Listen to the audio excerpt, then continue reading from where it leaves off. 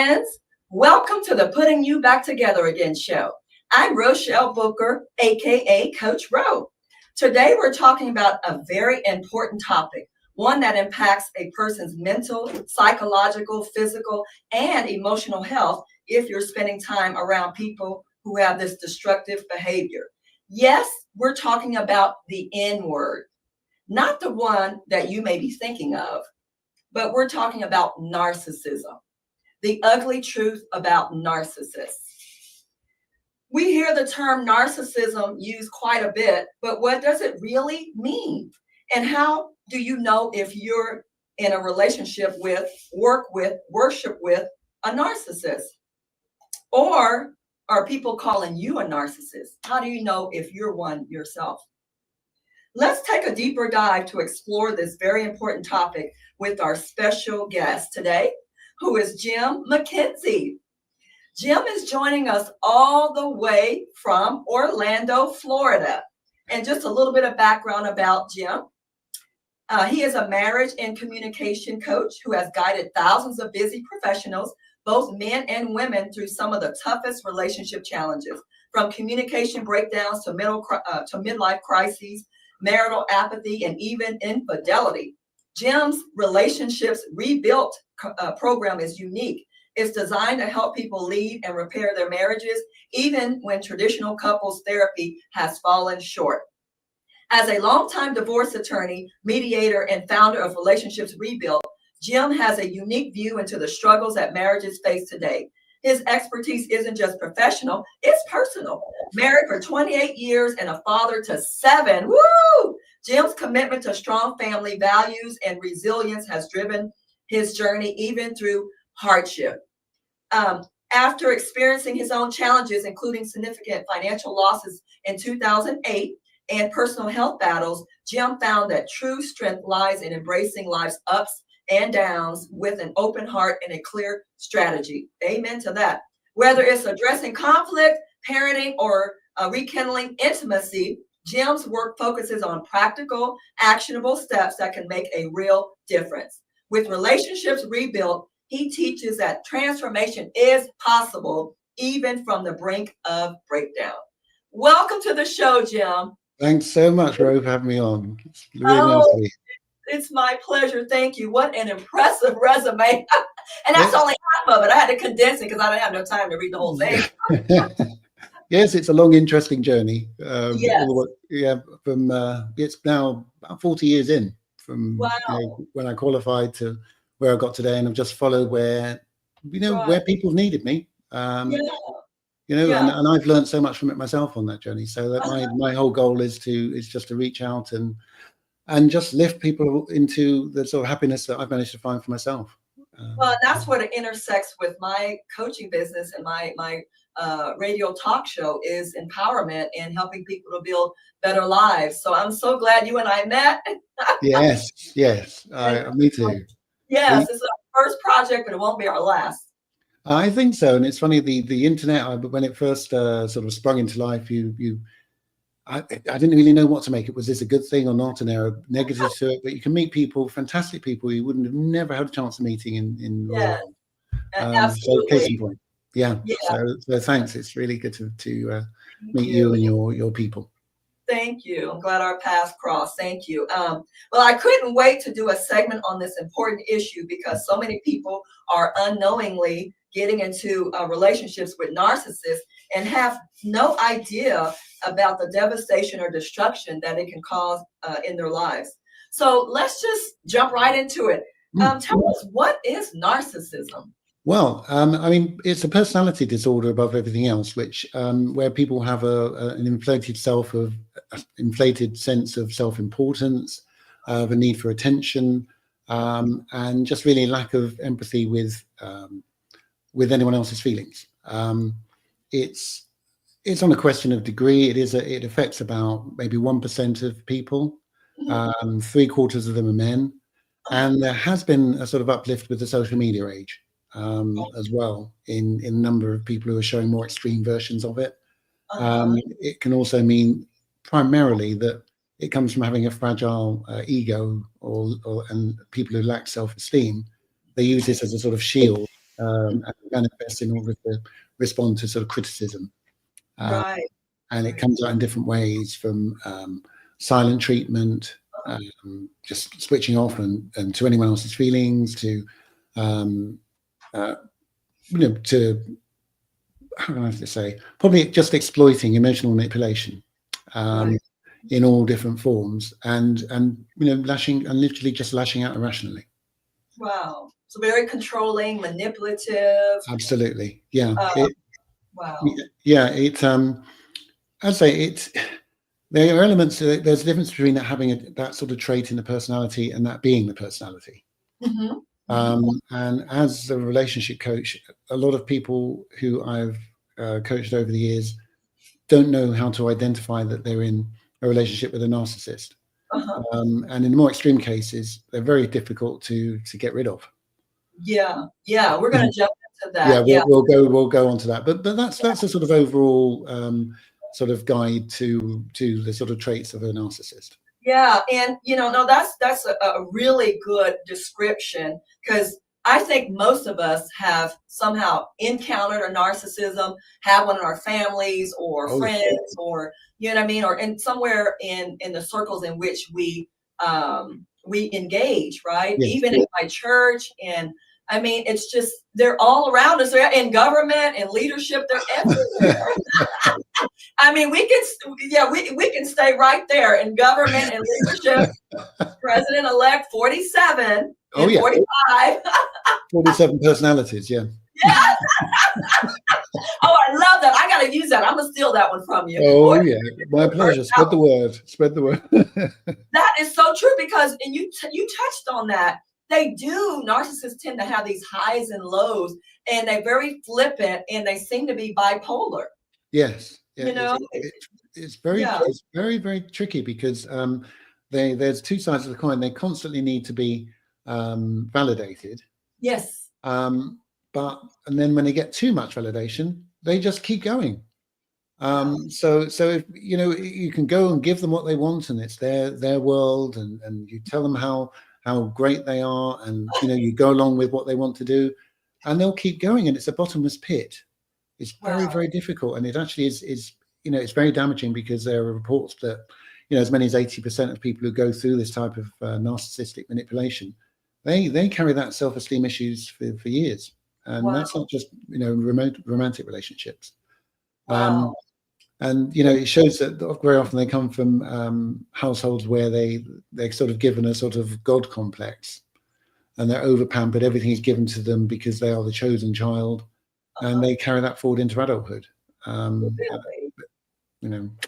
It's I was going to ask you, how do they become narcissists? So you're saying a lot of times, or most of the times, it stems from childhood experiences? Yes, it can either be from and I'm not a psychologist. I'm working from experience in legal cases and in my coaching. So just to say, that I don't claim to have ologies, but I'm very well rooted in data and real world coaching and outcomes.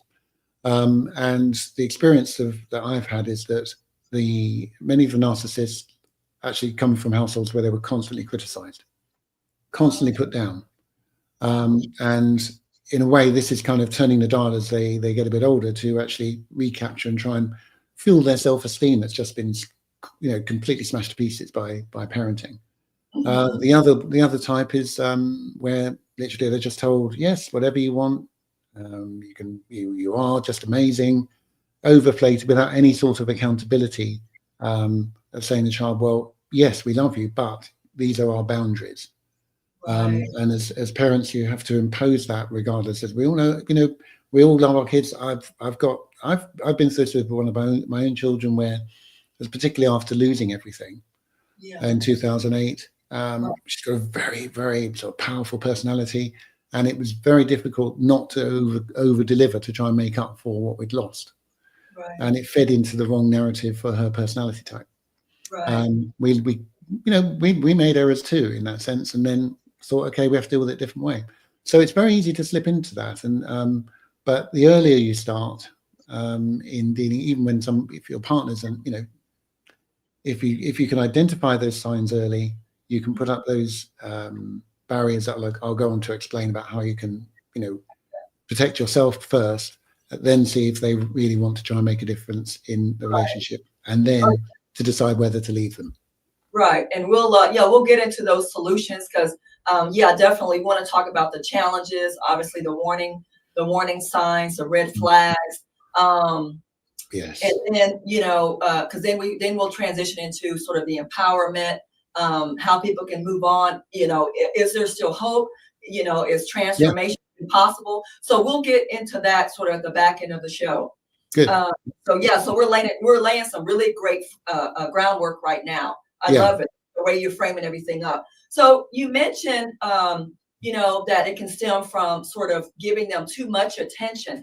But how, as a child, how do parents balance that? Because it does have to be a balancing act, because at one level, you don't want to neglect them.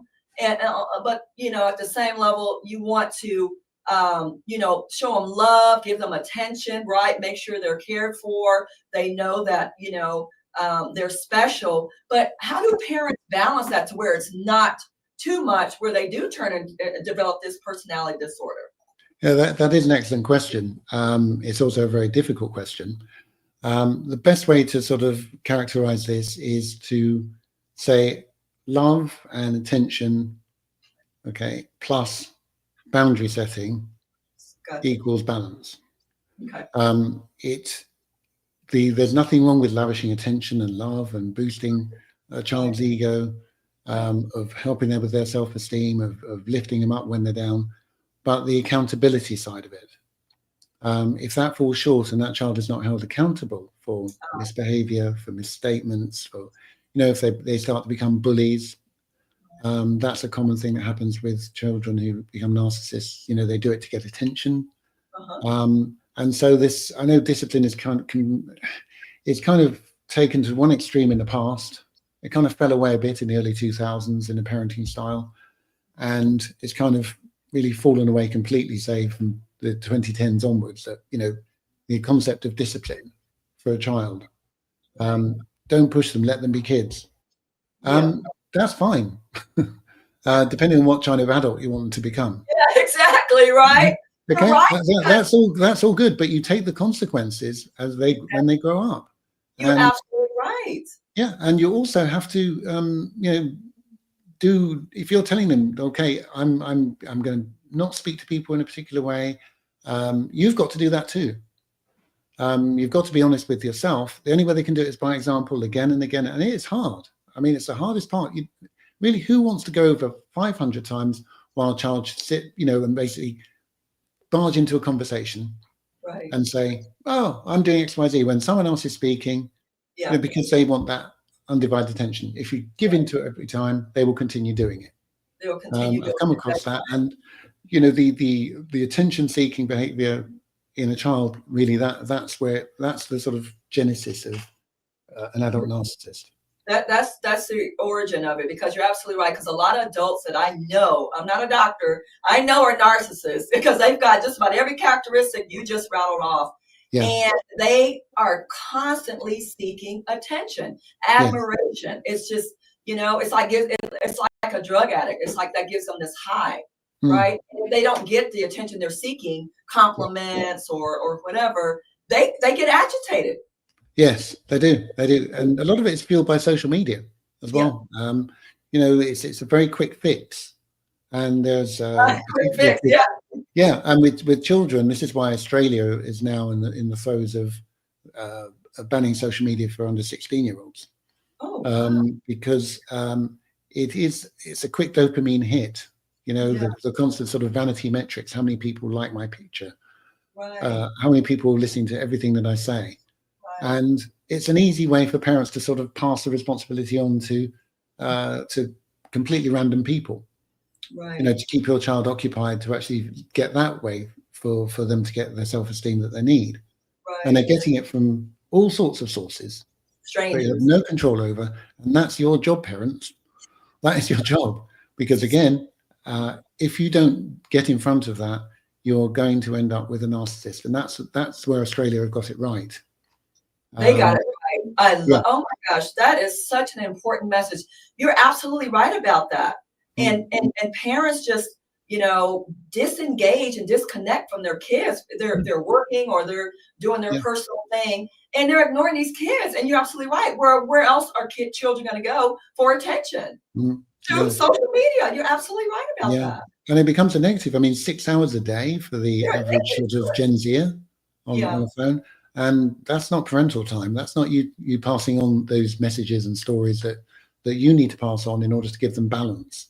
Absolutely. I'm not saying it's all bad, because every kid wants to be a popular kid. Yeah. Not knocking that. Everyone wants to be loved, let's face it. But what they're prepared to do to get it can be really undesirable. Very. And that's where, as I say, I've butted head with a few parents over this when they've come to me for counsel.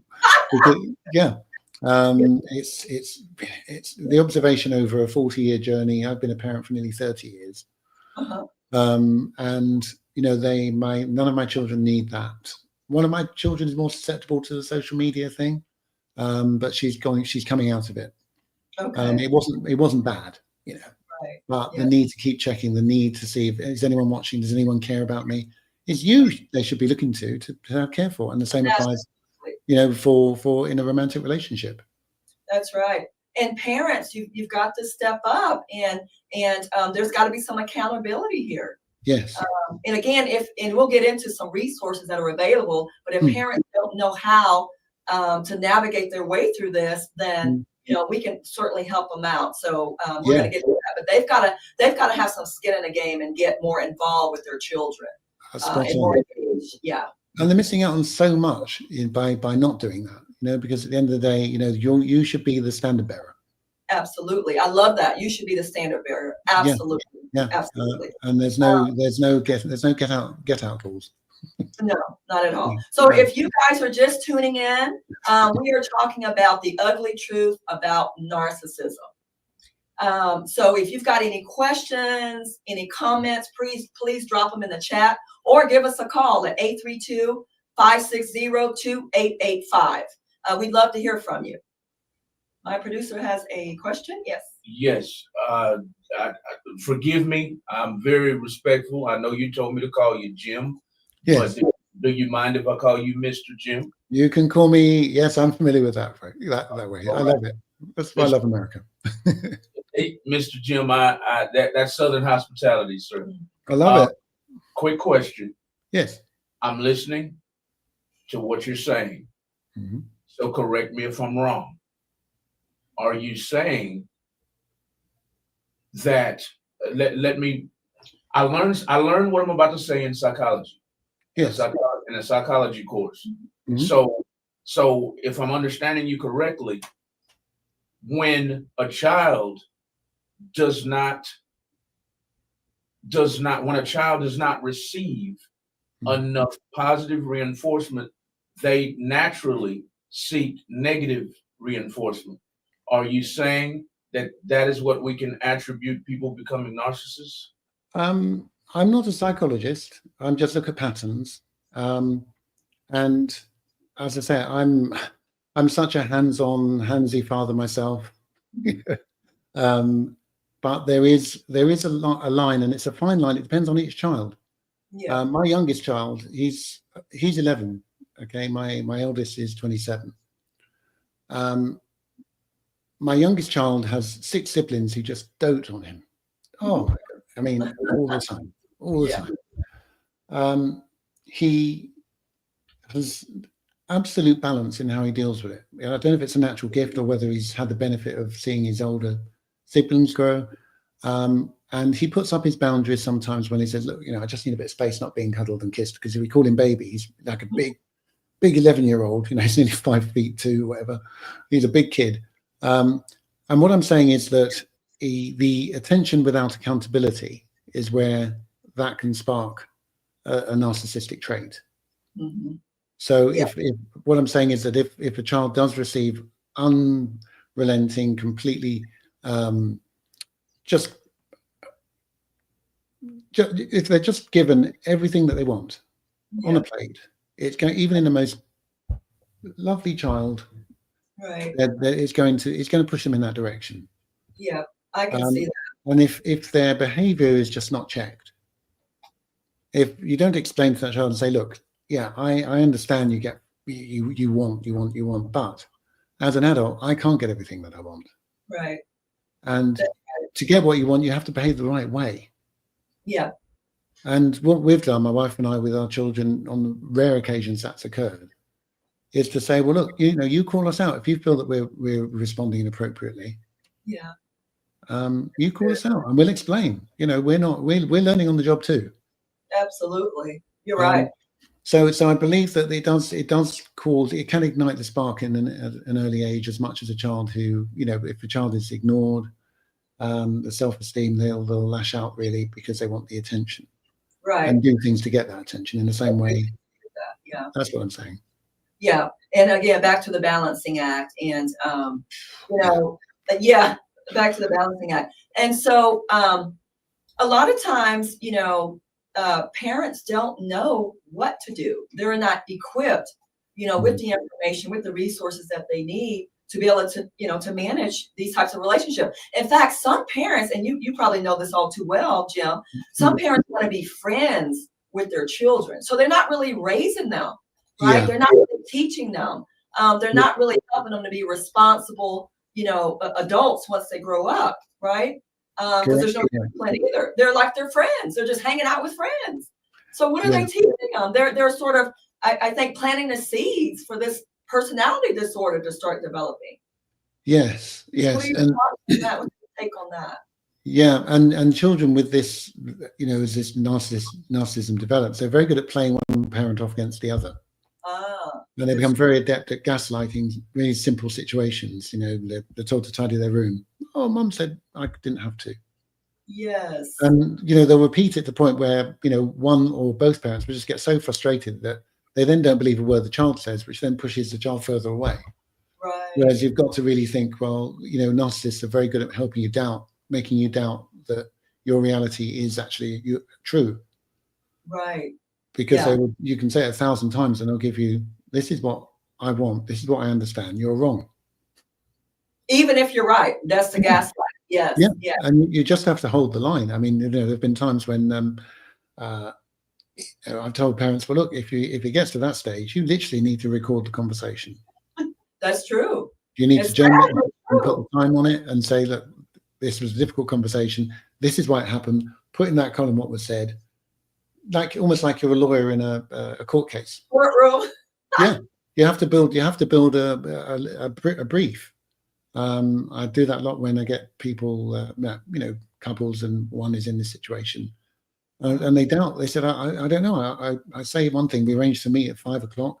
They'll turn up at 7. Oh, of course it was 7 o'clock. Oh, wow. Yeah. So I do recommend journaling it, whether it's virtually on a phone or in a book. Just write it down as it happens. That's crazy. And psychologically, that can really start affecting you, because I want to weave mental health into this discussion. Yes. How does it affect the victims, like their mental health? It's got to really be damaging in that respect. Yeah, and physical health too. It really does. The stress levels. There's a direct link between being manipulated to the point where you do not understand. You literally doubt everything that you say. You doubt everything that you think, and then it becomes easy just to say, okay, then, because you want to keep the peace. Right.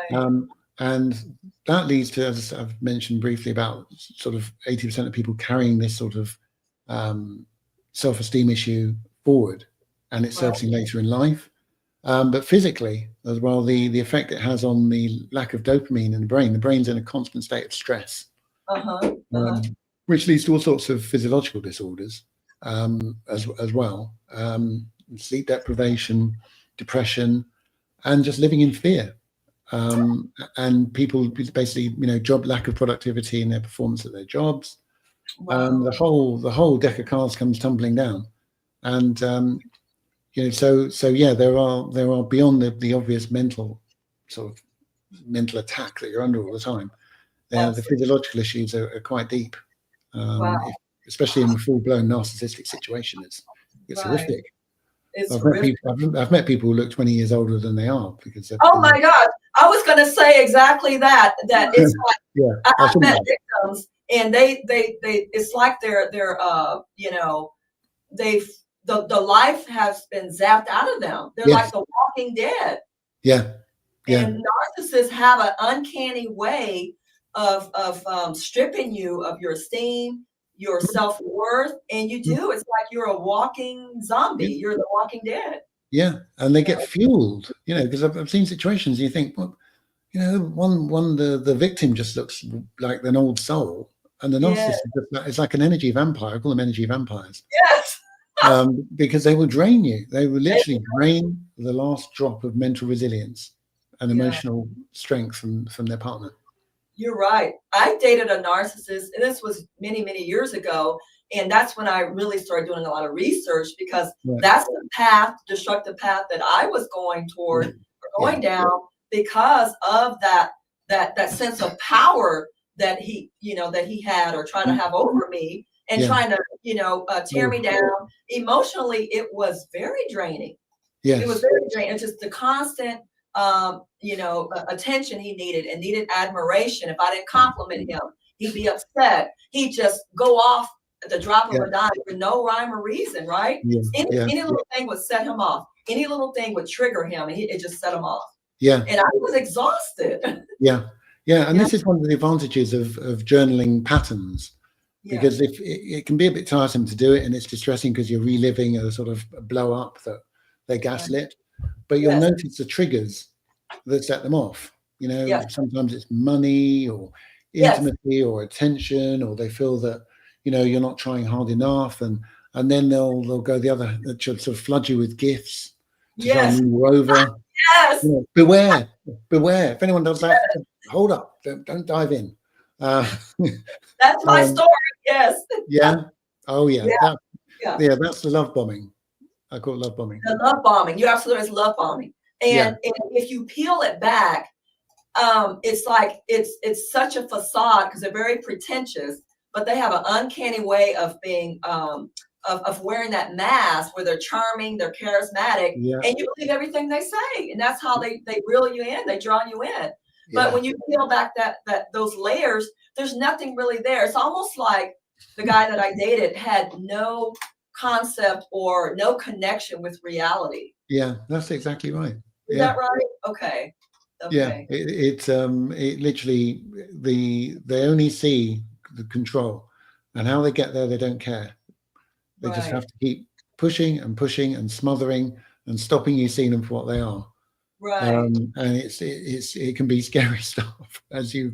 It's very scary. And I've worked with people like that too. I've worked on projects with people, and you know, and they never want to take accountability when they make mistakes, and it's clear that they made mistakes. They always want to shift the blame.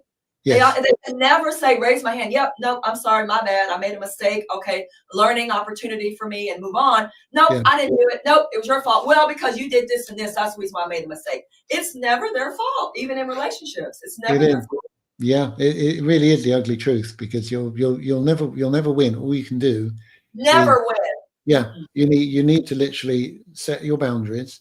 Yeah, you need to really clarify your own reality, and if that means you make notes, and electronic notes, or whatever, you do that. Right.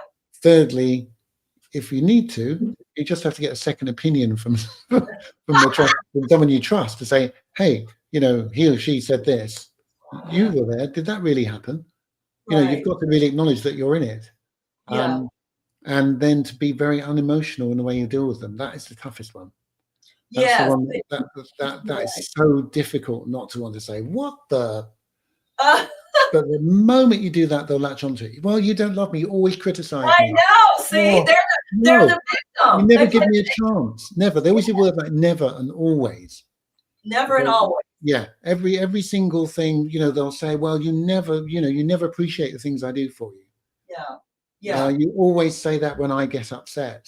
Right. And you know, that's the toughest one. You can't engage on that level. It's so annoying, because sometimes you're like, and you're right. They don't have that emotional attachment. They feel very, I think, emotionally detached Yeah. And you're right. They always play victim. They're always the victim, victim.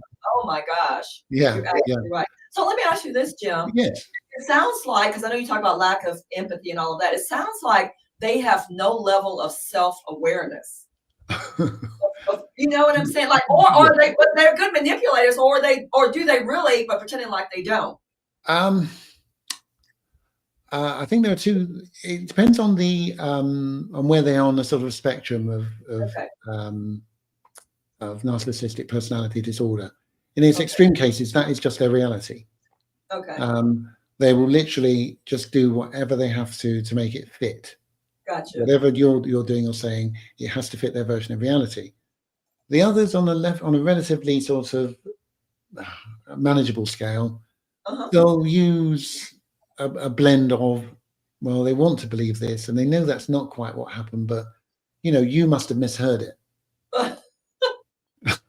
So yeah, it's literally on the dot. We've got a caller coming in. Just a second. Hold on. Okay. Hi, caller. Thank you for calling into the show. Who are we speaking with? Hey, how you doing, love? This is Louis Rax. Hey, Mr. Louis Rax. How you doing? Pretty good. Great. What's up with this narcissistic talk you having today? Yeah, well, we are talking about the ugly truths about narcissism, right? Because it's such a very destructive and devastating personality disorder. Do you know people who have these negative behaviors, or what's your experience with it? Well, I think nowadays we confuse. Well, this is my belief, or what I've gathered, or my observation. I think people confuse narcissism with entitlement these days. Mm-hmm. You know what I mean? We live in a world that everybody wants everything really quick and instant gratification. Mm-hmm.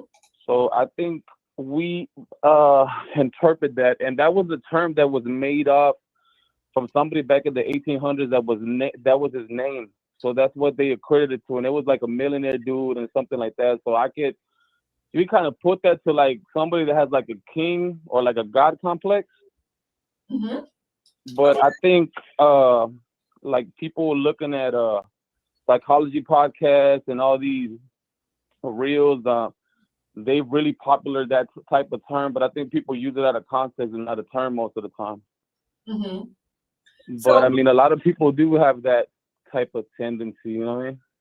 Yeah, the personality disorder. But I think entitlement is probably a good way of describing it, though. Jim, wouldn't you agree? Because they have a self-inflated ego, and they do feel entitled. Yeah, and it's a really good point. It's a really good point you made, Louis, because they're around you, they deserve certain type of accesses and stuff like that. And I mean, it's pretty much like those same people that like most of the people that I've seen that exhibit those type of behaviors, or like I said, people that are entitled, people that think they deserve everything, and basically people that don't want to work for what is like they just sit down and wishy-wash and dream and plot, but never really do nothing, and really just blaming everybody else for their shortcomings. And I'm thinking because they know you're in the proximity, like you're entitled to help or something. But if you're not really helping yourself and you're not really trying to help somebody help you, nobody can help you, because if somebody helps a person like that, you're only jeopardizing yourself. Yeah. Yeah. You know what I mean? It's like trying to save somebody that's drowning, but if they're not calm and they're doing all extra stuff, you're gonna drown with them. Yeah. You know what I mean? Yeah. And if you hang around people like that, misery does attract. So if that person is inflicting those shortcomings on themselves and not realizing that they're the problem, even you trying to be a good person, they're gonna think you with you. They're gonna, you know what I mean? That's gonna reflect on you. You know what I mean? Because the people you surround is only a reflection of yourself. Right. Yeah. No, thank you, caller, for calling in. We appreciate great comments. Thank you so much. Thank you. Thank you. Have a great day. So that was interesting comment, Jim. What do you make of that?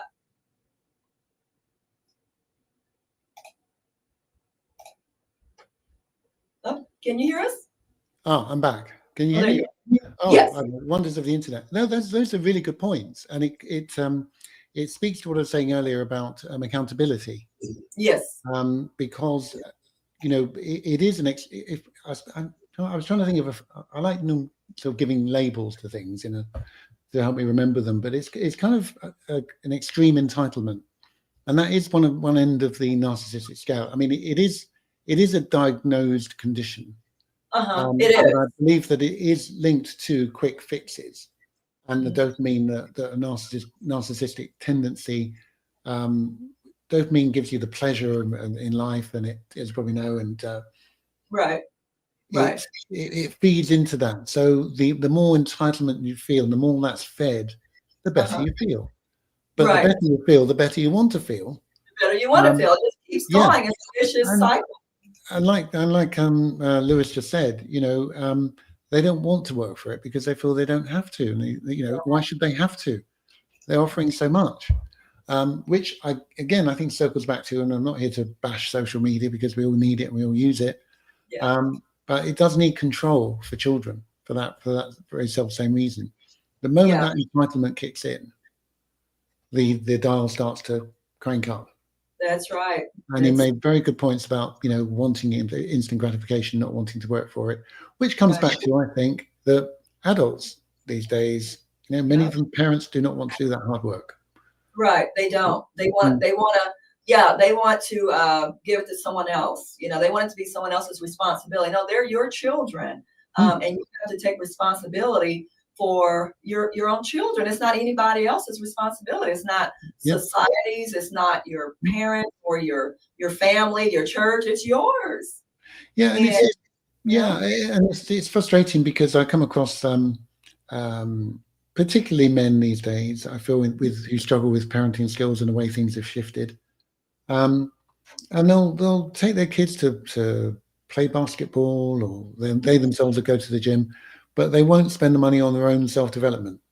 Yeah, go figure. It just makes no sense. Maybe some of them are in self-denial. Maybe they don't think anything's wrong with them and they don't need any therapy or counseling or support. Yeah. And with men, I mean, not just talking about narcissists here, they tend not to react until the problem is manifested and it's too late. Because in the divorce cases I have, usually by the time that a woman has decided to file for a divorce or whatever, and maybe say over 5 to 10 year marriage, they've probably been planning it for 2 years.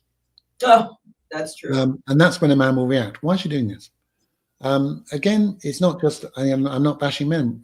Most men, yourself included, were not given any guidance about their emotions. I'm a very heart-centered sort of person. My parents exploited that. My heart is on my sleeve.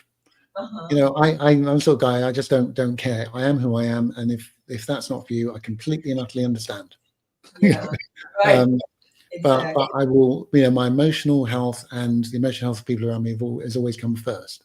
Absolutely. And if that means I fall on my sword and say, listen, I don't know, I can't cope, that's what I have to do. It's very difficult for, as I say, 3/4 probably of people with this narcissistic condition are men. Men are not conditioned to do that because it says they're weak. They won't seek help. It just deepens, and it's like gets baked in to male culture. They need a lot of help right now. There's like 8 men a day in the UK are committing suicide. Oh, you're kidding. Yeah. Is it tied to this condition, or?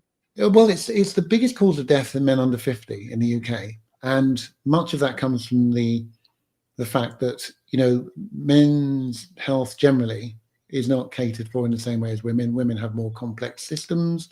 The medical profession kind of, that's geared towards women's health. Women's checkups are standard. Men are told, a lot of them are half dead by the time they go and seek help. That's true. Or something's got to really be hurting and painful for them to go to. Exactly. So, that dial needs to be shifted. I know I'm segueing a little bit away, but it stems from that how you treat yourself is really the most important factor if you are a parent. Yeah. You have to do the work on yourself. And in a relationship, it starts with you. Yeah. And that back to that self-awareness. Them Correct. Being able to do some reflection, introspection, and see, hey, I really need some help. I'm not where I should be as a parent. And it's okay to admit that. We've got to have some personal truths. They're not always going to be just, really great and awesome, but we're honest. We have to be honest with ourselves and say, okay, I've got some work to do. There's nothing wrong with that. We're all a work in progress. Yeah. Right? There's got to be a level of humility to be able to do that, right? Yeah. And can I ask you a question? With your, say, let's focus on your female acquaintances, friends who have gone through this. I know you have yourself, but what steps have they sort of taken in terms of how to deal with it? Have they sought help early on? Have they sought to sort of, discuss it with their friends, how to cope with it? Have they suffered in silence for a long period of time and then thought enough's enough? What's sort of your experience in that? That's a great question. It's most of the time they just talk to their friends, and to be honest with you, I don't know any of them that have sought professional help. Yeah. Like from a therapist or a psychologist. They've suffered in silence.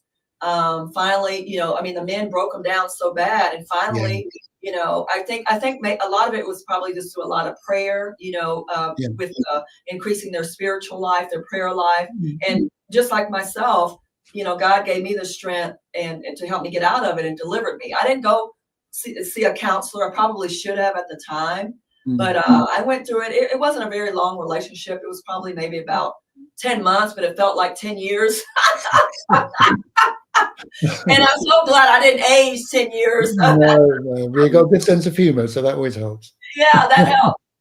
But no, that's a good question. I wish more people would go seek professional help. I don't know. It's not taboo anymore to get counseling. You know what I mean? A lot of people do suffer in silence. Yeah, and it's sad. I mean, again, on the flip side of men sort of, putting up and not dealing with their emotional self, women have been programmed to suffer in silence. Yeah.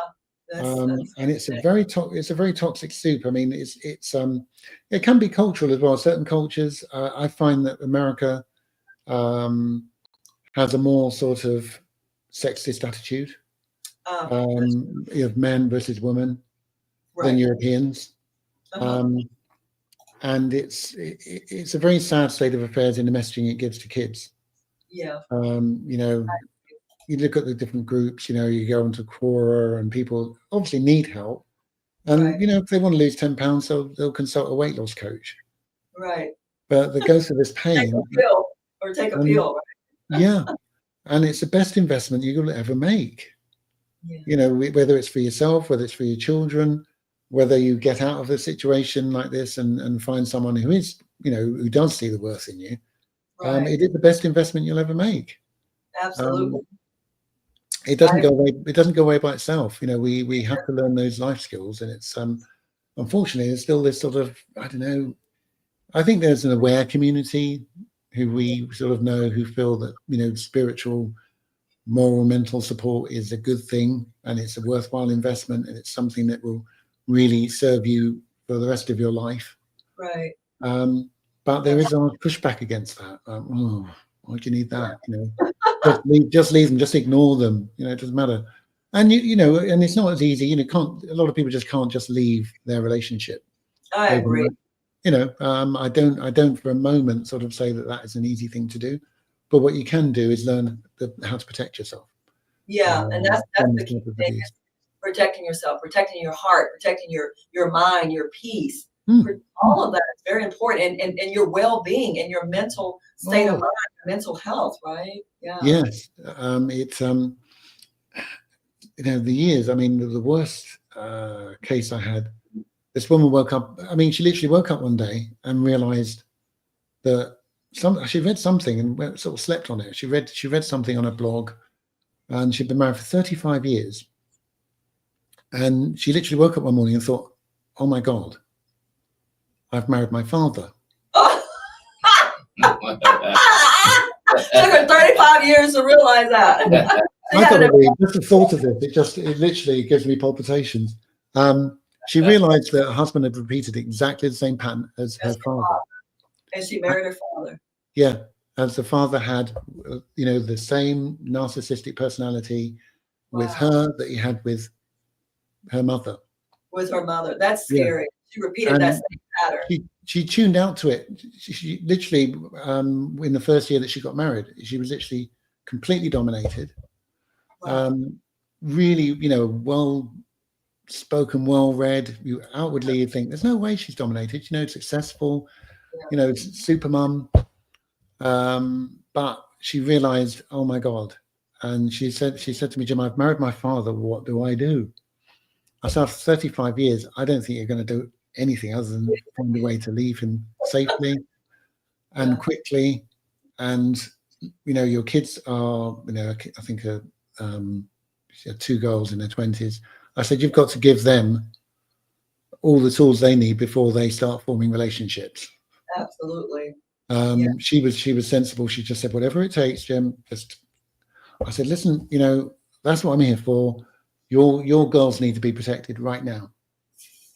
You've got to learn those skills. And I had one consult with her and the 2 girls together. And again, I'm not a psychologist. I live in the real world. And they said, thank goodness, she said, we've been telling her for years. The girls are clued up. They'd read up on it. They had their shields up with this father. He was a monster. Yeah. Wow.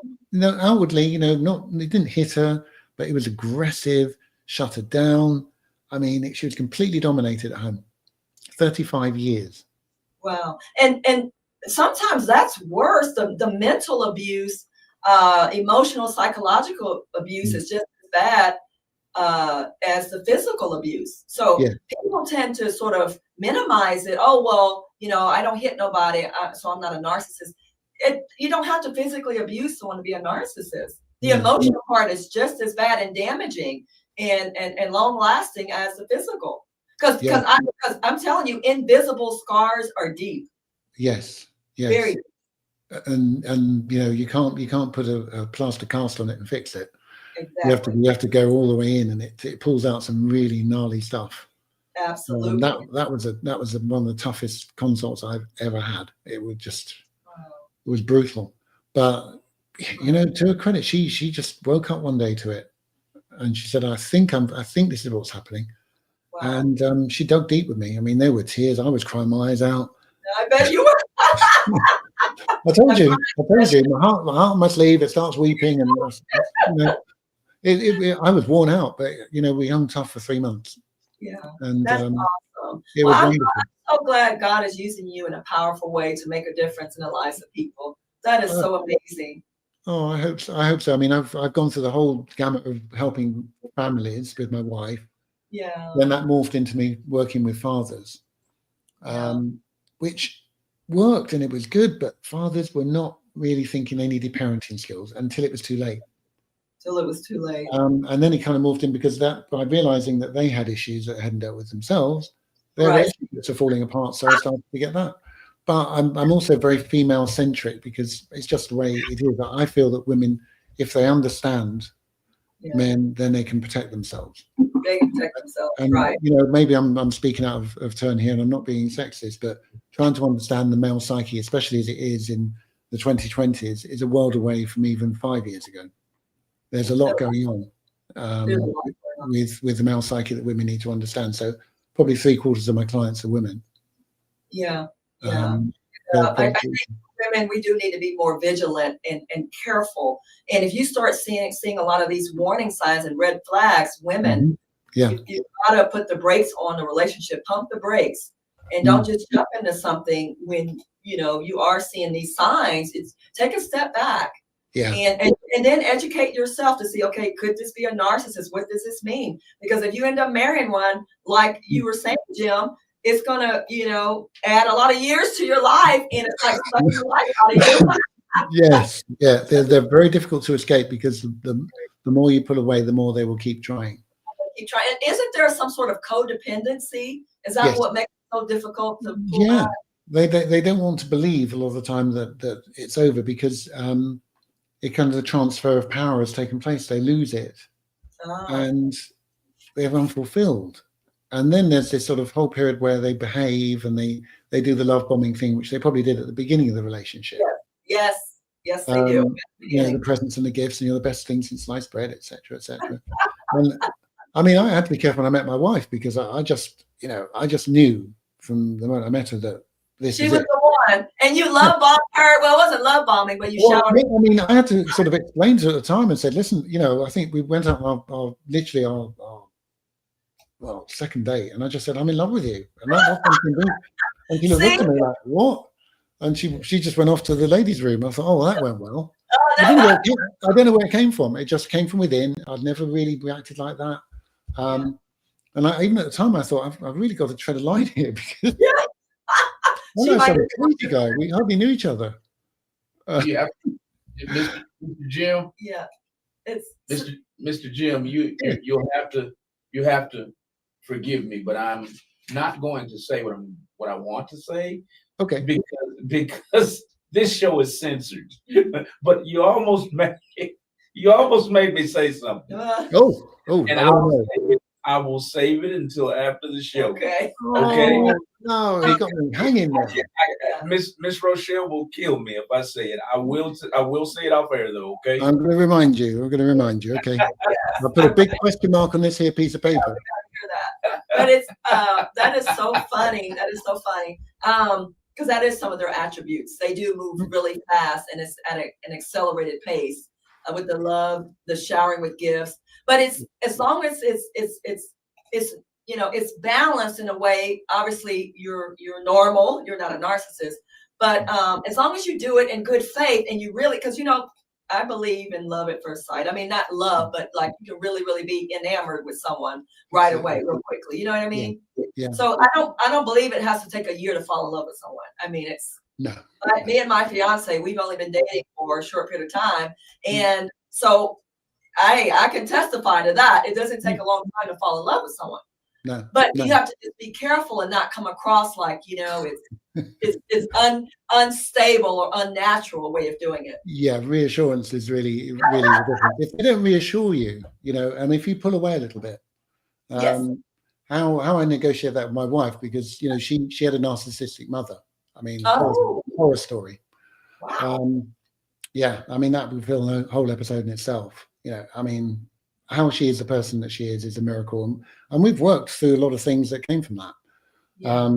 Her mother was like literally 10 narcissist. Really? Yeah. My goodness. Yeah, and she's the most fantastic mother you could ever want, and partner and the rest of it. But I did this thing of sort of reassuring by saying, yeah, I'm absolutely on board. It's going to be really complicated. People are not going to understand how we're together this quickly. But I would pull away a little bit and reassure at the same time. Right. Against all my instincts, I just want to spend every minute with her. Right. And then it got to the point where I started to pull away because I said, well, okay, I've kind of put all my cards on the table. This was over a period of about 3 months. Yeah. And I said, I can't play games here, because she was like, whoa, this guy's a bit like, wow, I'm crazy about him. But, and so I had to tread a path there. And, I'm not a narcissist as far as I'm aware. Right. I think, but yeah, I mean, it's really about seeking assurance. So you talked about lack of empathy. So does that mean that narcissists really don't know what love is? Do they understand? Are they capable of falling in love, Jim? In their own minds. In their own minds. Yeah, but it's kind of linked to that need. So they convince themselves they're in love because it feeds the need they have for their attention and for their, to fuel their sense of ego and self-esteem. It feels good. But then that whole love thing becomes, well, they've got to control where that love goes, and they have to have it when they want it, the way they want it, and nothing else matters.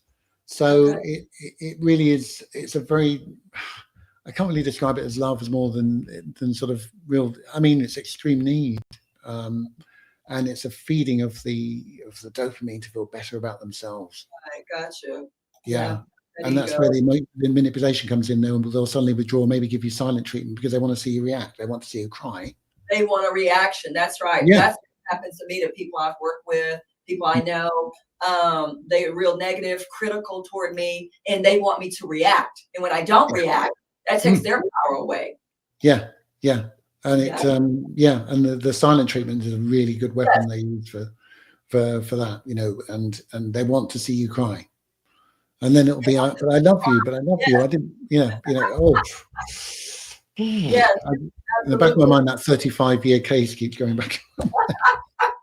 Well, hey, listen, we're going to transition to some solutions here. Is there any hope for a narcissist or people in narcissistic relationships? We want to talk about some transformation here. Because again, I'm all about empowerment and helping people to build a better future. So, Jill, let's talk about how is this behavior diagnosed? And is there a cure or treatment for it? In the extreme cases, basically, it's not simple, the cure. It's literally, it is their personality and you can't change it.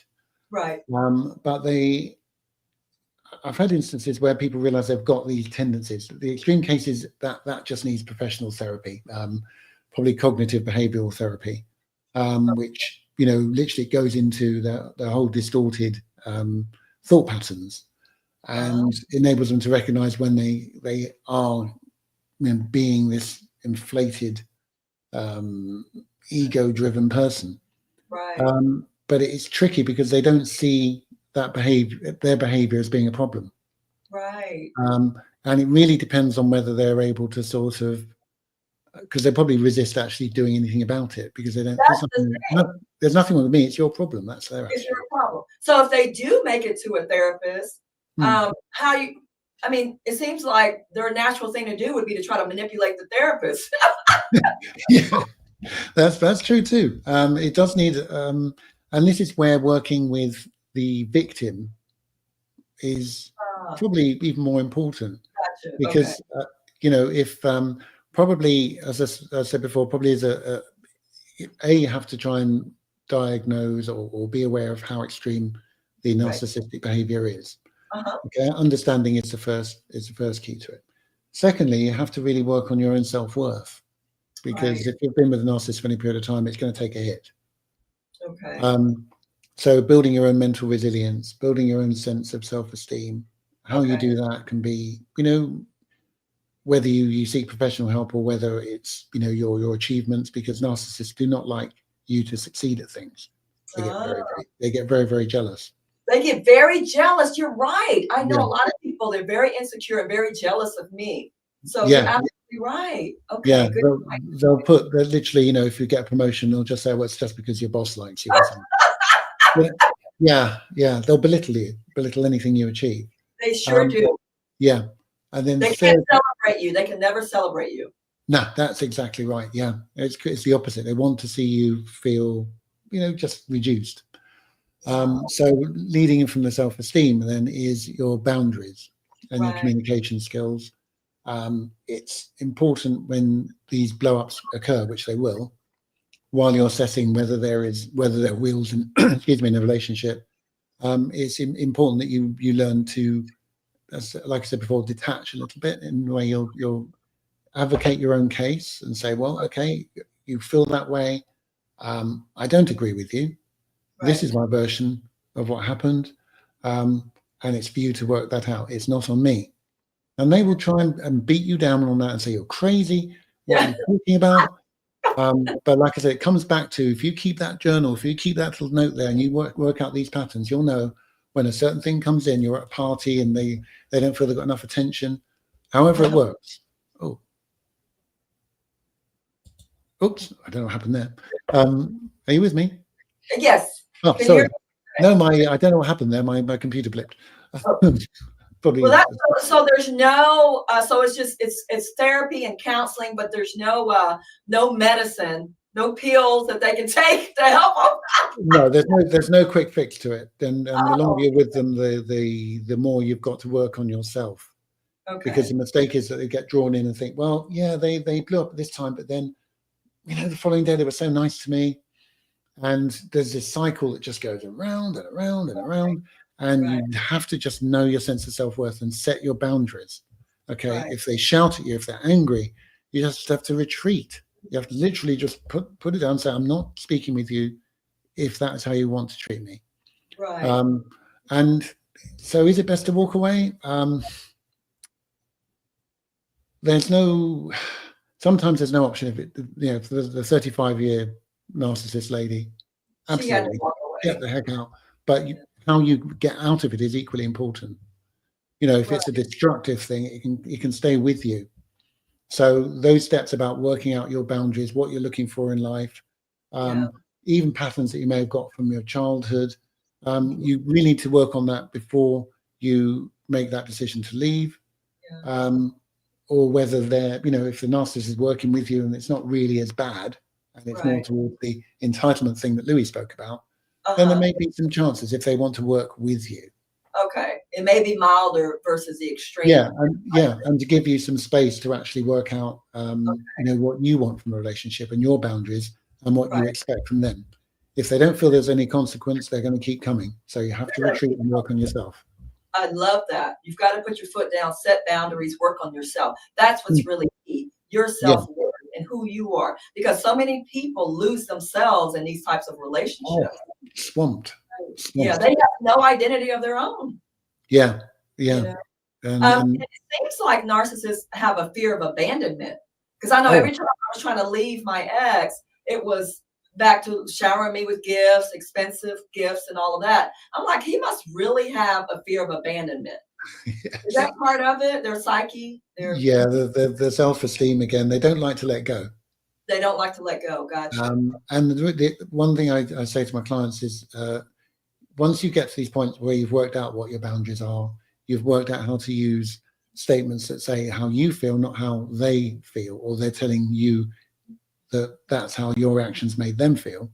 Right. Once you go beyond that, is to retreat, and then by their reaction, if they're love bombing you again to just pull you back, then that's not going to work. It's not going to work. If they recognize that you're working on yourself and they want to be in that slipstream, then I would say, okay, you're probably 50% there. Maybe there's some wheels in that relationship. Right. If you have to retreat all the time, all the way, just to you're in the wrong place. But I would say in the middle ground is where, as long as you retreat from it and don't deal with the gaslighting, don't deal with the silent treatment, work on yourself, work on your life, and tell them that that's what you're doing. You're not abandoning them, because they'll say that you're leaving me. No, I'm not. And make you feel guilty, make you feel bad. Oh yeah, the guilt trip. Absolute consummate professional. Guilt tripping. Classic. Yeah. You are the worst person ever for not being there for them 24 hours a day. And they can never apologize. They have no concept of what an apology is. I mean, a real apology. Yeah. Well, if that's what, yes, I apologize if I made you feel that way. Yeah. Of course you did. That's not an apology. That's an apology. Yeah. So that's the hope. I mean, it's. That's good. A lot of the time in an extreme situation, it's best to get out of it. But I believe that just leaving suddenly will leave you with those scars that you take into your next relationship. Absolutely. And then it's just a vicious cycle, because you're going to carry that baggage and those scars to the next relationship. And then you're going to contaminate that relationship, because you've got to heal. Right? We've got to go through that healing process. Oh yeah. And learn to know what you want and what you're prepared to live with. Right. Predominantly, as I say, narcissism, women tend to be usually the victims more than men. And some of that really comes from, the male conditioning of you need to get what you want, and you don't have to listen, and whatever it takes, you just go and get it. And that accounts for a lot of the imbalance in the male-female narcissist dynamic. Gotcha. But if it can get quite dangerous. I've had a couple of situations where it's just like, well, you just have to get out, and it's difficult. We've got lives, got properties together, rental agreements, got kids together. I live in the real world, and one of the problems that therapists have is they'll say, well, take these steps now. But to guide people through that, it's tough. Yeah.